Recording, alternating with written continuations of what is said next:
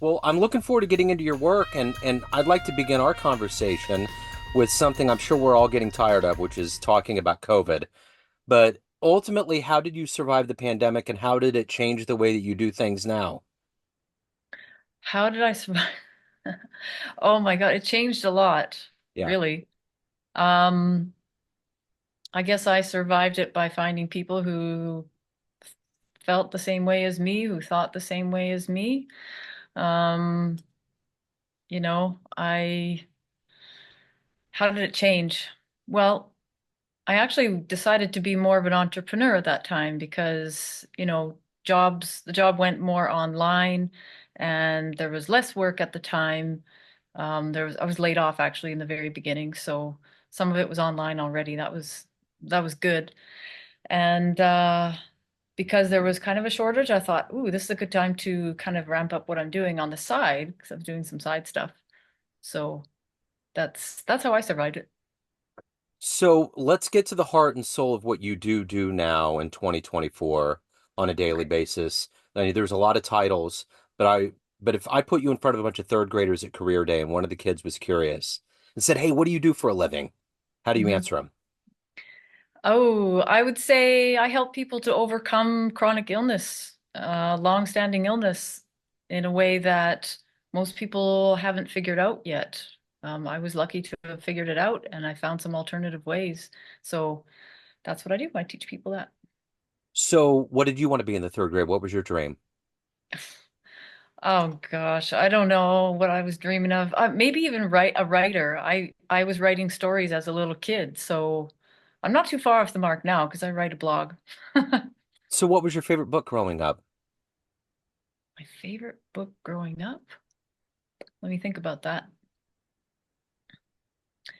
I guess it changed a lot. I mean, as a little kid, I read, the stuff we had in the library, Judy Blume and a few other things. I don't even remember the novels that I read, but as a teenager, I was kind of into like the kind of dark stuff, Stephen King and Yeah, yeah. yeah.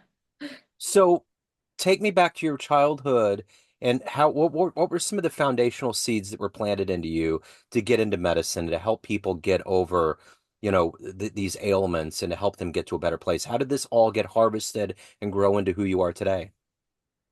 Well, I actually wasn't ever in medicine. So my background when I started working, I suppose, or my career was as an English teacher.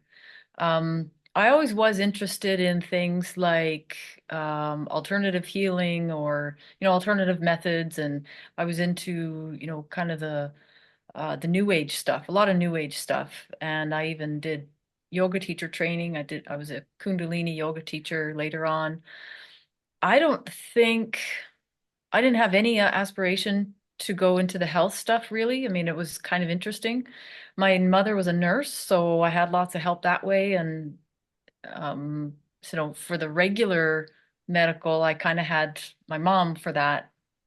Um, it wasn't until I started getting sick that I really started diving into it. So, talk to me about getting sick. Talk to me about how that kind of changed and altered your course in life. Okay, so that changed.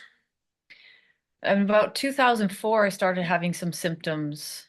I didn't even really realize it. I went for just a routine blood test, and one day, and my doctor called me back and said, "Your thyroid levels, your TSH is way too high."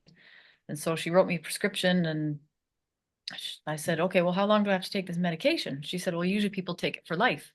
And I was like, "What? For life? Come on, tell me more." And she was just kind of like, "Here's a prescription, get out of here." And so I I looked at the list when I got my pills for the thyroid replacement. I looked at the list of symptoms and I realized I had a whole bunch of them. So I started taking the medication and it kind of evened me out. I was like, "Okay, this is fine. I'm doing all right." But then it was starting to be like a roller coaster. It was like certain symptoms would come back and then I would try to address it and then they go away and then different symptoms would come back like in this cycle of like 2 or 3 months at a time. And then in 2006, I guess, yeah, six, I had a surgery because I had some stuff going on in the abdomen, infections and things like that. They did an exploratory surgery and they said, okay, well, it's your appendix. So, okay, take the appendix out. I thought, okay, I'm fine now. But then it just kept on going and going, and there was more stuff. And then I went to see a naturopath for the first time. I changed my diet. I drastically started reading labels of food packaging because I wasn't doing that before, you know. Um, drank less. And that was kind of really where it started because I'm not really getting anywhere with the doctors. I'd go in for certain tests. They'd test me for diabetes or celiac disease or whatever they thought they could help me with at the time. And usually they'd come back negative. And so then they'd say, okay, well, you're fine. The tests are negative. You're good. And I'd leave the doctor's offices going, what's going on? Because I still feel like something's wrong, but they're telling me I'm okay. And eventually I'm being told, just, go on vacation. And I thought, well, am I making this up? Maybe it's just in my head. And then there was a time where I was in Asia and I went to see an Oriental medical doctor, and the treatment there really helped me a lot. Like it pulled me out of some major brain fog and I was getting my energy back. And I thought, okay, there's something to this, something I can bring to my doctors back home. I tried that, that didn't really work, and I relapsed. So it was a constant up and down, but more so my health just went down, down, down, Yeah. until 2014 when it got really bad and I had to stop working and everything. My parents helped me out. Thankfully, I had my mother kind of came to live with me, and eventually I moved in with my father and my stepmother, and they helped me out. So they really help pull me out of being super sick. But even still, I was having these little relapses afterwards. Um, oh, I guess it was 2014. I got diagnosed with Lyme disease. So I did a test. I had to send away for the test because in Canada they don't have the same kind of tests as they do in the States. So I got a positive result. So I thought, okay, great. I can work with that. And I did work with that with a couple of naturopaths and they helped me. But the relapses were still happening. And in one of the, I was starting to go to these Lyme support meetings. And somebody I met there said, check out these resources I have online. And some of them are like these health resources. And one of them was a YouTube channel of this guy named Tony Pantelleresco. He helps people make their own remedies and make their own devices to get better. So I started following Tony on his podcast and his YouTube and making some of the medicines and following some more and not really believing everything because it was just too weird what he was saying. But once I started trying out what he was teaching people, it started to work. And I was like, wow, this is amazing. I got to know more. Yeah. Yeah. So who's been a hero for you? Who's been that inspiration that's helped you consistently, stay positive and be who you are? Ooh, good question. Well, I'd have to say Tony's an instrumental one, Tony Pantalleresco, because I learned a lot of this, like the nano detoxing from him. I mean, that was basically from him. So he's a big one. Um, if I didn't have my parents to help me back when I was super sick in 2014, 15, then I probably wouldn't be around. So I have to give them credit for that for sure. So if you can meet one person alive on the planet that you find fascinating and spend some time with them, who would it be? One person, only one? Well, no, you can have a round table. We could have a collective. Oh my goodness, I don't even know. Let me think.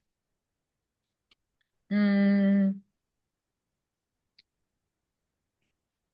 honestly, I'm stumped. Okay. Yeah. We'll move on to the next one. If something pops into your head, we'll just move on to the next one here. So Okay. I'm curious, what is it that motivates you every day to get up to help people get to a better place and to also evolve as a human being yourself? What is that collective gumption for you? Can you say the first part of that again? What What it what gets is me? it that gets you out of bed every day to do this work that you do? Because you're obviously helping people get to a much better place in their lives. You've dedicated your life to it. What is that energy for you every day? Uh, I guess the fact that, I came from a place where I was pretty close to not making it, and it helped me really go inside and face the possibility that I might be dying. It was like, well, I'm gonna live or I'm gonna die. And I dealt with some emotional baggage at the time as well. It really was a catalyst for me to kind of wake up. And I would say the thing that keeps me going is that I realize that being in this life, living now in this lifetime it was probably the most magnificent investment that our soul can make, and Yeah. I'm not going to screw it up. So I'm going to do the best I can. Yeah. What's the best advice you've ever gotten?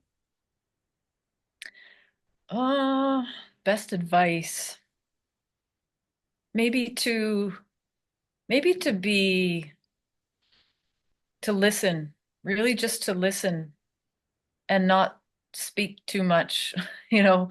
Um, I like a quote by, I think it's Lao Tzu, and it goes, "One who speaks does not know, one who knows does not speak." Yeah. Kind of like, the not always, you can't put it on everybody, but those who blah blah blah blah blah all day long, do they know as much as you're hearing from them? Yeah. Maybe not, Yeah. hold the space. Yeah. So let's say you have a dream tonight. You run into that younger version of you before you got on this journey of figuring out what was going on with you before you got sick.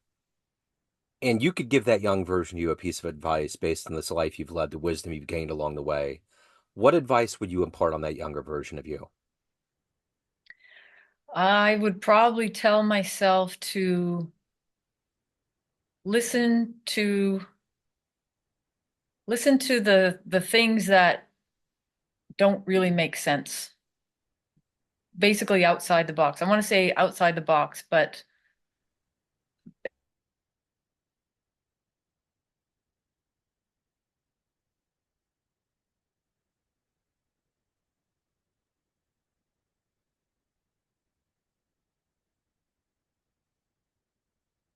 it's way outside the box. Like the mainstream, everything that we know of is just so, leads you down kind of the wrong way. So I would tell myself, look beyond, listen to those people who have these kind of strange stories.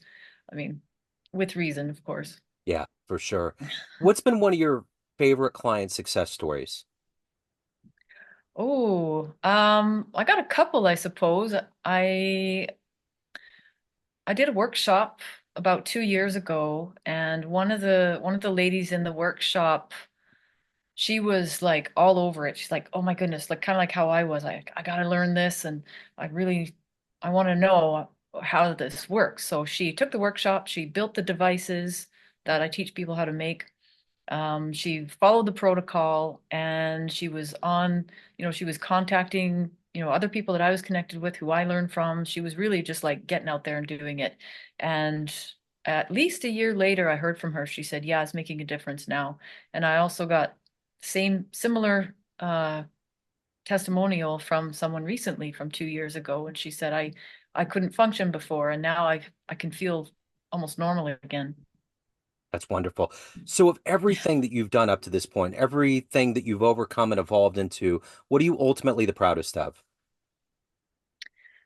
One of my proudest of. I suppose the fact that I'm more independent, when it comes to my business and my friends, and just the people that I encounter now are amazing. It just seems like as I've gotten better physically and maybe emotionally, mentally, I feel more solid in myself, and the people that I attract or am encountered with are just of better and better quality all the time. So I'm I can't complain too much. Yeah. So, everyone has a perception of you, family, friends, clients, everyone around you that knows you, but you ultimately run the show. What's your perception of you? Who do you think you are? Ah, who do I think I am? I guess maybe I don't feel like a lot different from most people. I mean, maybe I was a bit of a black sheep for sure, but I'm just a regular person, I feel, and somebody who I went through a challenge and I use it now. And everybody, I think most people have their challenges, and if they're mature enough to get through it, then, or, they get through it well, they use it in a way that's positive. So I'm one of those people. So if anyone out there that's listened to this is on the fence and maybe they have an ailment, they have some mysteries, medical mysteries going on, what would you say to them to kind of push them to a point to talk to you or to look at alternative methods to move forward? What would be your message? I would say that I know it's kind of cliche, but keep going, keep looking, keep moving forward. Um, what I figured out or what I found helped me overcome some serious stuff, and a lot of other people are now too. Um, it's not it's nothing regular. It's not a regular thing. It's not an easy. Wait, sorry. Let me rephrase. It's not difficult to understand because the steps are quite easy, but the difficult part would be just doing it, just Yeah. making it part of your routine. And once you stick with it for a while, it's like that investment, that investment in coming here to live, like you're gonna feel that again. So let's say we get off the call, time machine pulls up, you can go anywhere in the history of time and see one event with your own eyes. Where are you going? Ooh, ooh. Oh man, I love time travel. Let's Yeah. talk about that. See? I'd go back to let's just, if we were placed here on the earth from God or something else, that's where I'd go. I'd go and watch the event. Okay. Whatever that Big Bang event is, I get it. So, Fiona, if anyone wants to reach out, learn more about what you're doing, any of the good business in your world, where can they go? FionaForHealth.com. And if they want to, there's a free document that I have. It's called Lyme or Nano, How to Recover. It's FionaForHealth.com/nano, Nano. Excellent. Fiona, this has been fascinating. Thank you for your story. Thank you for your time, and best of luck with everything. Yeah, you too. Thanks so much. You bet. Take care.